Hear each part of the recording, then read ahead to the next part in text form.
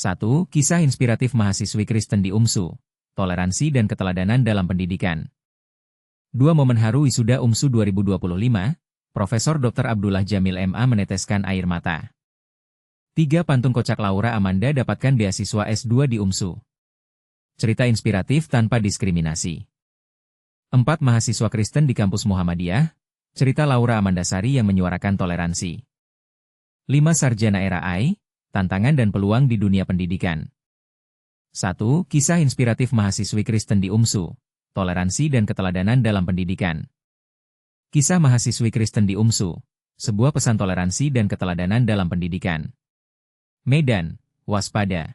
Dr. Rena Inggolan, MM, seorang tokoh masyarakat Sumatera Utara dan Ketua Majelis Pendidikan Kristen Wilayah, MPKW, Sumatera Utara dan Aceh, memberikan penghargaan yang mendalam terhadap kisah mengharukan dari wisuda mahasiswi Kristen, Margaret Sitinjak, yang berhasil meraih gelar sebagai lulusan terbaik di Universitas Muhammadiyah Sumatera Utara, UMSU. Dalam pernyataannya, Dr. Nainggolan menyebutkan bahwa momen ini adalah sebuah gambaran nyata tentang inklusivitas dan harmoni kebangsaan dalam konteks pendidikan, yang menunjukkan bahwa perbedaan keyakinan tidak menjadi penghalang untuk mencapai prestasi, mendapatkan penerimaan, dan meraih penghargaan di lingkungan akademik yang berlandaskan objektivitas. Saya merasa terharu dan bangga saat membaca kisah Margaret. Di satu sisi, ia berhasil menyelesaikan studinya dengan prestasi yang sangat baik, sementara di sisi lain, UMSU sebagai alma maternya juga menunjukkan tindakan nyata dalam menciptakan inklusivitas, menyampaikan pesan-pesan kebangsaan dan toleransi yang sangat menyentuh. Yang lebih mengesankan, semua ini terjadi dalam suasana yang menyenangkan, dengan pertukaran pantun yang indah. Ini adalah hasil dari pendidikan yang sesungguhnya, yang tidak hanya mencetak cendekiawan, tetapi juga membentuk manusia Indonesia yang utuh, ungkap Dr. Nainggolan. Simbol harmoni dan pendidikan beradab. Menurutnya, peristiwa ini juga menjadi teladan bagi institusi pendidikan lainnya, baik yang negeri, swasta, maupun berbasis agama. Ia menekankan bahwa kampus, sekolah, dan semua lembaga pendidikan seharusnya menjadi tempat yang menumbuhkan nilai-nilai persatuan, bukan segregasi. Saya percaya UMSU telah menunjukkan kelasnya sebagai lembaga pendidikan Islam yang terbuka. Dan Margaret menunjukkan kelasnya sebagai mahasiswi Kristen yang berprestasi, sopan, dan mencintai negeri. Inilah Indonesia yang sebenarnya, tambahnya. Dr. Nainggolan berharap kisah ini tidak hanya menjadi viral di media sosial, tetapi juga menjadi bahan refleksi bagi para pendidik, pemimpin pendidikan, dan pengambil kebijakan di seluruh Indonesia untuk terus mengedepankan nilai-nilai toleransi, meritokrasi, dan kasih dalam dunia pendidikan. Sarapan bersama Mendikdasmen. Seperti yang telah beredar luas di media sosial, dalam acara wisuda tersebut, Menteri Pendidikan Dasar dan Menengah, Profesor Dr. Abdul Muti, langsung merespons permintaan beasiswa yang diajukan oleh Margaret. Insya Allah, aspirasinya bisa dipenuhi oleh rektor. Jika Pak Rektor tidak memenuhi, saya akan menggunakan otoritas saya sebagai Sekretaris Umum Pimpinan Pusat Muhammadiyah, ujarnya, yang disambut antusias oleh hadirin. Dr. Nainggolan juga mengungkapkan bahwa pada pagi harinya, ia sarapan bersama Abdul Muti di Hotel Grand Mercure. Beliau adalah sosok yang bijaksana, cerdas, komunikatif, dan sangat bersahaja. Di sela-sela sarapan, kami berbagi berbagai usulan dan pemikiran, yang semuanya beliau sambut dengan sangat baik, katanya. Apakah Anda setuju bahwa pendidikan harus menjadi ruang untuk inklusivitas dan toleransi? Bagaimana pendapat Anda tentang peran institusi pendidikan dalam menciptakan masyarakat yang harmonis? Silakan bagikan pendapat Anda di kolom komentar. 2. Momen haru wisuda UMSU 2025, Profesor Dr. Abdullah Jamil MA meneteskan air mata. Luar biasa. Wisuda ini tak sekadar seremonial, tapi sentuh hati sampai bikin pejabat menangis. Prosesi wisuda UMSU periode I tahun 2025 di Medan menjadi bukti nyata bahwa momen kelulusan bisa dirangkai dengan makna mendalam. Bagaimana tidak? Wakil Koordinator Kopertais Wilayah 9, Profesor Dr. Abdullah Jamil MA, justru mengaku tak kuasa menahan haru hingga meneteskan air mata selama acara berlangsung. Ini pertama kalinya saya terisak di acara wisuda selama puluhan tahun berkarir, ungkapnya dengan suara bergetar. Tapi apa sebenarnya yang membuat wisuda ini begitu spesial? Dari 1937 wisudawan yang diwisuda selama 2 hari berturut-turut, UMSU berhasil menciptakan formula magis antara prestasi akademik dan sentuhan kemanusiaan. Tidak hanya sekadar penyerahan ijazah, acara yang digelar di Selekta Convention Hall ini menyajikan rangkaian orasi ilmiah yang diselingi penghormatan khusus kepada orang tua dan pendidik. Bahkan Menteri Pendidikan Dasar dan Menengah, Profesor Dr. Abdul Muktimed, turut hadir menyaksikan inovasi ini. Tapi inilah yang kontroversial. Apakah model wisuda seperti ini seharusnya menjadi standar baru perguruan tinggi? Profesor Jamil dengan tegas menyatakan bahwa UMSU patut jadi role model, terutama untuk TIS, perguruan tinggi keagamaan Islam swasta. Di sini kami tidak hanya melihat mahasiswa jadi sarjana, tapi menyaksikan lahirnya manusia seutuhnya yang siap mengabdi, paparnya. Pernyataan ini tentu membuat kita bertanya, sudahkah kampus lain memprioritaskan aspek afektif seperti ini? Yang sering dilupakan banyak orang adalah keberhasilan Fakultas Agama Islam UMSU yang disebut-sebut sebagai yang terbaik sekopertais wilayah 9. Dari 982 wisudawan hari kedua, lulusan FAI menunjukkan prestasi yang bahkan mengalahkan kampus-kampus senior. Pertanyaannya, apa rahasia di balik kesuksesan ini? Apakah karena kurikulum berbasis nilai-nilai spiritual yang terintegrasi dengan teknologi modern? Tapi jangan salah, pencapaian UMSU bukan hanya di bidang keagamaan. Fakultas Ilmu Komputer dan Teknologi Informasi mereka ternyata juga mencetak lulusan dengan kompetensi global. Ini membuktikan bahwa kampus Muhammadiyah ini berhasil menjembatani tradisi keislaman dengan kemajuan digital, kombinasi yang masih menjadi perdebatan di banyak perguruan tinggi. Di akhir sambutannya, Profesor Jamil menyampaikan pesan menggetarkan, ilmu tanpa akhlak bagai pohon tanpa akar. Pernyataan ini seolah menjawab pertanyaan besar. Apakah sistem pendidikan kita sudah cukup memperhatikan pendidikan karakter? Bagaimana pendapat Anda? Setujukah jika model wisuda emosional ala UMSU ini diadopsi secara nasional? Ataukah justru dianggap terlalu dramatis? Bagikan pengalaman dan pemikiran Anda di kolom komentar. 3 pantun kocak Laura Amanda dapatkan beasiswa S2 di UMSU. Cerita inspiratif tanpa diskriminasi. Agar si Kristen ini tak kemana-mana, pantun lucu Laura menghasilkan beasiswa S2 di UMSU.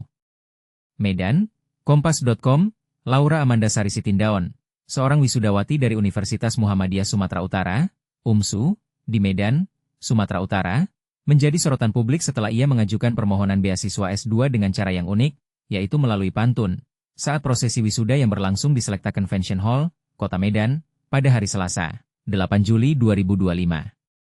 Dalam kesempatan tersebut, Laura, yang merupakan salah satu wisudawati terbaik, mendapatkan kesempatan untuk berdiri di podium dan menyampaikan kesan serta pesannya di hadapan Rektor UMSU, Profesor Agus Sani, dan Menteri Pendidikan Dasar dan Menengah, Abdul Mukti. Dalam pidatonya, Laura mengungkapkan bahwa ayahnya sempat merasa khawatir bahwa ia akan mengalami pengucilan karena perbedaan agama dengan mayoritas mahasiswa di UMSU. Bahkan, sang ayah menyarankan agar Laura mempertimbangkan untuk pindah ke kampus lain. Namun, kekhawatiran tersebut tidak terbukti. Laura merasa diterima dengan baik oleh teman-temannya di kampus. "Pak, saya tidak dikucilkan, saya diterima di sini. Bapak saya memahami bahwa di sini, UMSU, tidak ada tempat untuk diskriminasi," ungkap Laura dengan penuh keyakinan. Pada akhir sambutannya, Laura menutup dengan pantun yang mengundang tawa dari hadirin. Dari Klaten ke Argentina, tidak lupa ke kota Kudus. Agar si Kristen ini tidak kemana-mana, adakah S2 beasiswa, Pak, sampai lulus, ucapnya, yang disambut dengan gelak tawa dan tepuk tangan dari rektor serta wisudawan yang hadir. Tak lama setelah itu, pantun Laura dibalas oleh Agus Sani yang memenuhi permintaannya. Terbang tinggi si burung cendana, terbang berpaut si burung tempua. "Laura, jangan kemana-mana, Ananda telah resmi menjadi mahasiswa S2, kata Agus Sani, yang disambut dengan sukacita oleh Laura. Wakil Rektor 3 Bidang Kemahasiswaan UMSU, Rudianto, menjelaskan alasan dibalik keputusan Rektor untuk mengabulkan permintaan alumnus Fakultas Hukum tersebut. Laura, yang lahir pada 14 Agustus 2004, langsung diterima sebagai mahasiswa S2 karena Rektor terkesan dengan pidato yang disampaikannya. Dia sangat tulus dalam menyampaikan testimoninya, karena pilihan pertama untuk perguruan tinggi yang dituju adalah Universitas Muhammadiyah Sumatera Utara. Pada tahun 2021, UMSU adalah satu-satunya perguruan tinggi swasta yang unggul di Sumatera Utara, jelas Rudi saat dihubungi oleh Kompas.com melalui telepon seluler pada hari Jumat, 11 Juli 2025. Rudi menambahkan bahwa testimoni Laura menjadi lebih mengharukan karena ia pernah disarankan oleh orang tuanya untuk pindah. Tetapi berkat kegigihannya, Laura yakin bahwa ia akan diterima. Dan benar saja, Laura berhasil membuktikan bahwa UMSU adalah kampus yang sangat terbuka. 4 mahasiswa Kristen di kampus Muhammadiyah, cerita Laura Amanda Sari yang menyuarakan toleransi. Kenyataan yang mencengangkan, UMSU buka pintu untuk semua. Muhammadiyah or ID, Medan Universitas Muhammadiyah Aisyah, PTMA, telah menunjukkan komitmennya sebagai institusi pendidikan yang inklusif.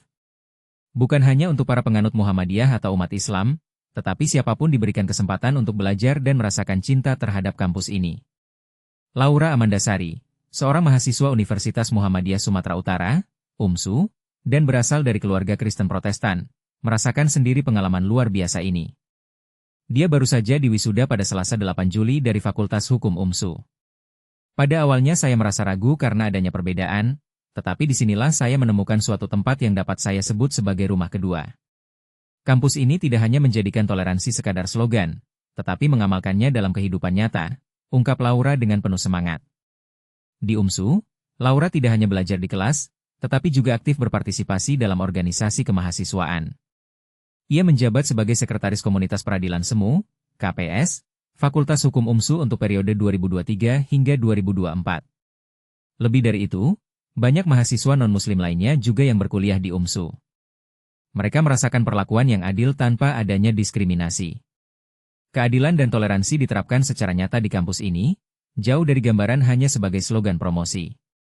Saya adalah Laura Amandasari, mahasiswa Kristen Protestan. Ketika saya berbicara di sini, saya tidak hanya mewakili diri saya sendiri, tetapi juga ingin membagikan cerita yang saya yakini mewakili banyak teman-teman di sini, tambahnya dengan percaya diri. Kualitas pendidikan yang prima dan prinsip keadilan. Laura juga menceritakan awal mula ia memutuskan untuk berkuliah di UMSU. Menurutnya, alasan utama adalah karena akreditasi UMSU yang sangat baik. Ini adalah langkah yang diambil setelah mendapatkan saran dari gurunya di SMA yang mengingatkan agar tidak memilih universitas yang berkualitas lebih rendah. Meskipun telah memutuskan untuk memilih UMSU, Laura sempat mengalami kebingungan tentang bagaimana nasibnya ke depannya sebagai anak dari keluarga Protestan yang berkuliah di kampus Muhammadiyah. Ibunya bahkan khawatir bahwa ia akan mengalami pengucilan. Ayah, saya tidak diabaikan. Saya diterima di sini.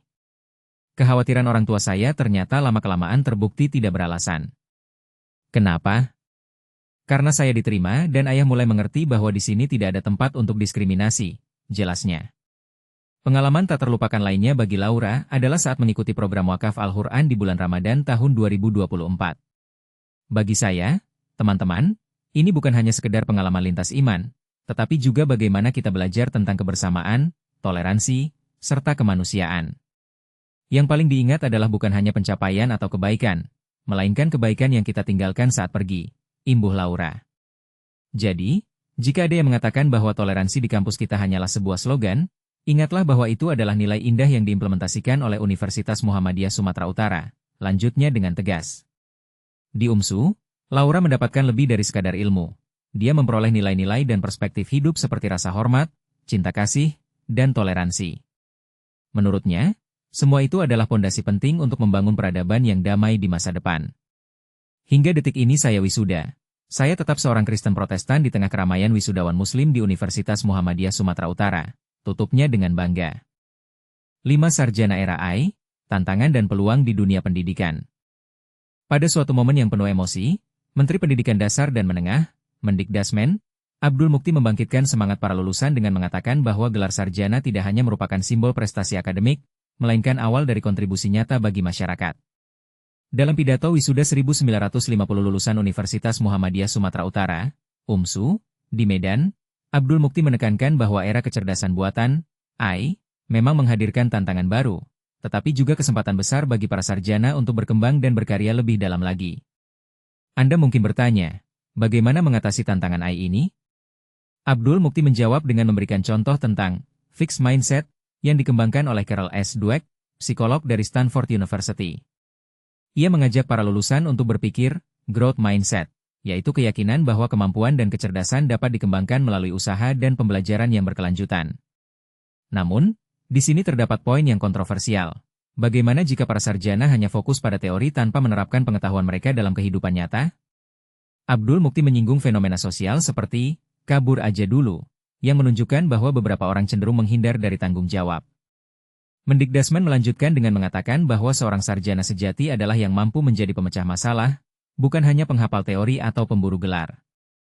Ia juga mengingatkan para lulusan untuk tetap menjaga spiritualitas dan etika di era AI, supaya teknologi bisa digunakan untuk meningkatkan nilai-nilai kemanusiaan, bukan untuk menggantikannya. Sekarang, Bagaimana pikirannya Anda? Apakah Anda setuju bahwa kita harus selalu berkembang dan belajar?